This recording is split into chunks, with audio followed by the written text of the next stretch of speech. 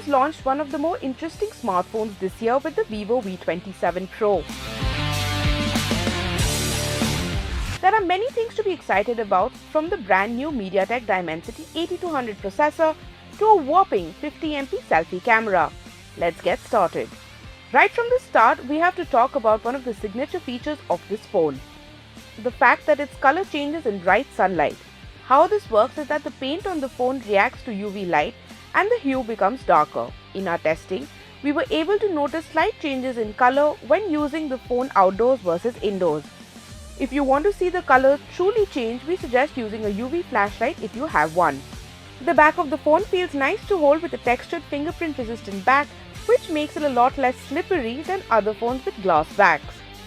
The device is also not too heavy, weighing in at 182 grams, which means you can watch content for extended periods of time without putting too much strain on your wrist. Speaking of watching content, the 6.78-inch display feels bigger than usual due to the evenly thin bezels on both sides.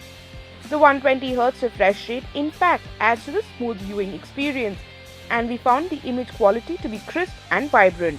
The device comes with an HDR10 Plus certified display, and its color accuracy is very good. The presence of 3 color options in the display settings also means you can choose the color temperature you prefer, whether it's cooler or warmer tones. Now let's talk about the performance. The brand new MediaTek Dimensity 8200 processor is surprisingly powerful. In both day-to-day use as well as during gaming, we found no cases of stutters or lags. The chipset feels well optimized and definitely is a powerhouse when it comes to gaming.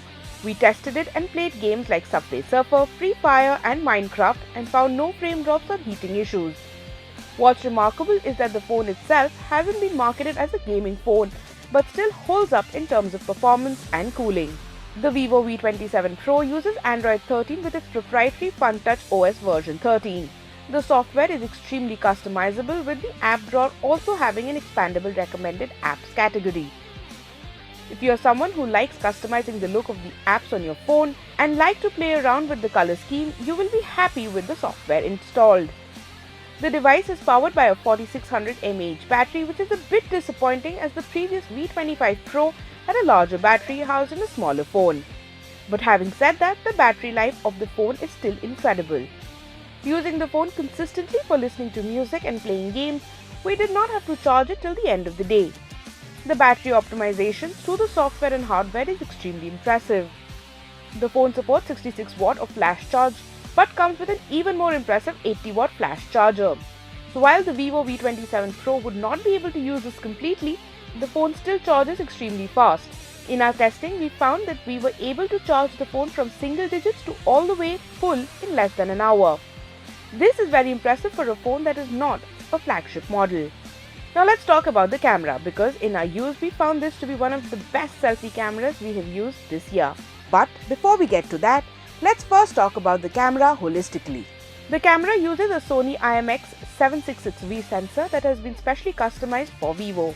The device has a triple camera setup on the back and a lone selfie camera on the front. The primary camera has a 50MP sensor, with the photos captured being incredibly detailed regardless of low light. The pictures keep all their natural details, and the colors too don't seem too oversaturated. The lack of background noise and the crisp and vibrant colors really make the picture stand out. The 8MP ultra-wide lens also is no slouch either, offering high contrast and more than enough dynamic range.